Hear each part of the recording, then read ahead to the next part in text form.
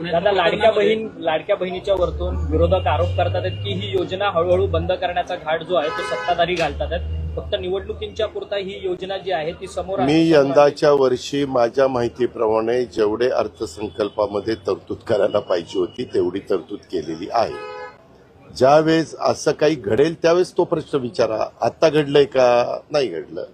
आम्ही ती योजना चालू ठेवणार आहे हे आम्ही सर्वांना सांगतोय आणि ती चालू ठेवली। खरं तर पण नमो शेतकरी योजना जी जे लाभार्थी आहेत महिलांना फक्त 500 रुपये दिले जाणार, त्याच्यावरतून विरोधक मात्र आक्रमक झालेत, म्हणतात की जिथे 500 रुपये दिले जाणार म्हणजे त्यांना नमो शेतकरी योजनेच्या अंतर्गत त्यांना 1000 रुपये मिळतात आणि आता लाडकी बहीण योजनेकडून त्यांना फक्त 500 रुपये दिले जाणार। अशी संख्या जी आहे ती 8 लाखाची। आमचं म्हणणं आहे की त्यामध्ये कुठल्या तरी एका योजनेचा लाभ घ्यावा। मग त्यांनी इकडची योजना जी आहे राज्य सरकारची ती 500ची केंद्राची ती त्यांना मिळेलच। केंद्राच्या योजनेचा आणि राज्य सरकारचा अर्थार्थी काही संबंध नाही, कारण मोदी साहेबांनी ती देशातल्या शेतकऱ्यांना दिलेली योजना आहे।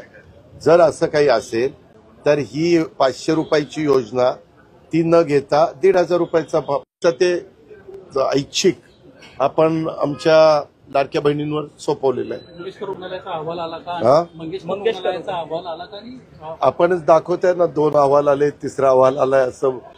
मी यंदाच्या वर्षी माझ्या माहितीप्रमाणे जेवढे अर्थसंकल्पामध्ये तरतूद करायला पाहिजे होती तेवढी तरतूद केलेली आहे। ज्यावेळेस असं काही घडेल त्यावेळेस तो प्रश्न विचारा, आता घडलंय का नाही घडलं।